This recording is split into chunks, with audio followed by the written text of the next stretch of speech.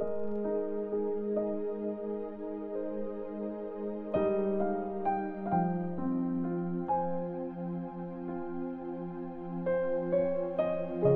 Corinthians chapter 14.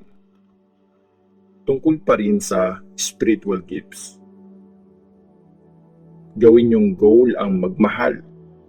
Gustuhin yung magkaroon ng spiritual gifts, lalo na yung gift na makapagsalita ng mensaheng galing sa Diyos. Yung mga nag-i-speak in tongues, yung mga nagsasalita sa language na di naiintindihan, Diyos ang kausap nila, hindi tao.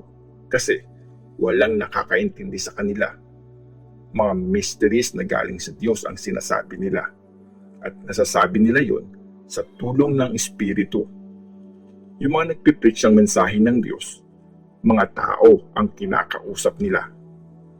Pinapatibay nila ang faith ng mga tao. Ini-encourage sila at pinapagaan ang loob nila. Yung mga nag-i-speak in tongues, sarili lang nila ang natutulungan nila.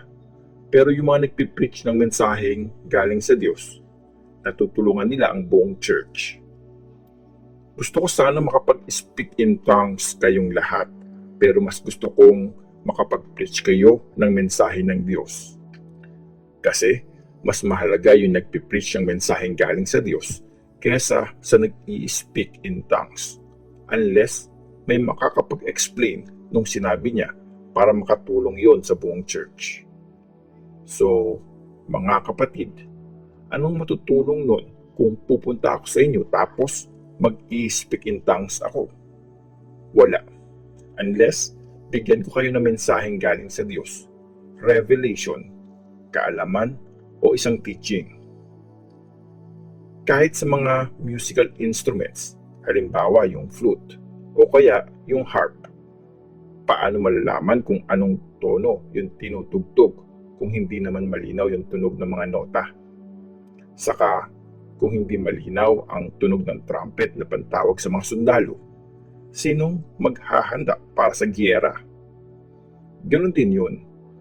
Paano maiintindihan ng iba ang sinasabi nyo sa ibang language kung hindi naman naiintindihan yung language na gamit nyo?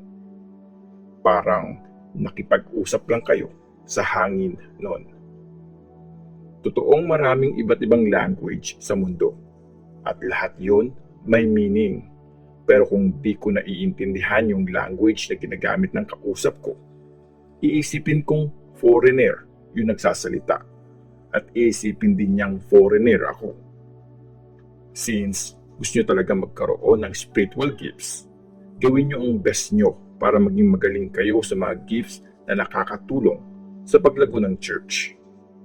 Kaya nga, yung nakakapag-speak in tongues, dapat ipag-pray niya na magkaroon siya ng gift na makapag-explain kung anong sinasabi niya. Kasi kung mag-pray ako sa language na di naiintindihan, nagpipray ang espiritu ko, pero di ko nagagamit ang isip ko. So anong dapat kong gawin? Magpipray ako gamit ang espiritu ko, pero magpipray din ako gamit ang isip ko. Kakanta ako gamit ang espiritu ko, pero kakanta rin ako gamit ang isip ko. Kung hindi ganon, halimbawa, nagpapasalamat ka sa Diyos gamit ang espiritu lang, paano magsasabi ng amen sa prayer mo yung ordinaryong tao na nandun, kundi niya naiintindihan ang sinasabi mo? Kahit ang ganda ng pagkakapray mo ng pasasalamat, di yun nakakatulong sa ibang tao. Salamat sa Diyos kasi mas nakakapag-speak in tongues ako kaysa sa inyong lahat. Pero kahit ganun, pag nasa church, mas gusto ko magsalita ng 5 words na naiintindihan para maturuan ko ang iba kaysa magsalita ako ng 10,000 words na hindi naman naiintindihan. Mga kapatid, huwag kayong maging isip bata.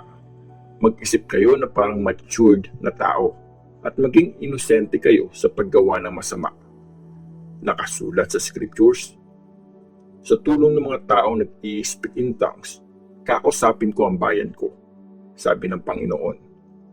Kakausapin ko sila gamit ang ibang language, pero hindi pa rin makikinig sa akin, ang bayan ko.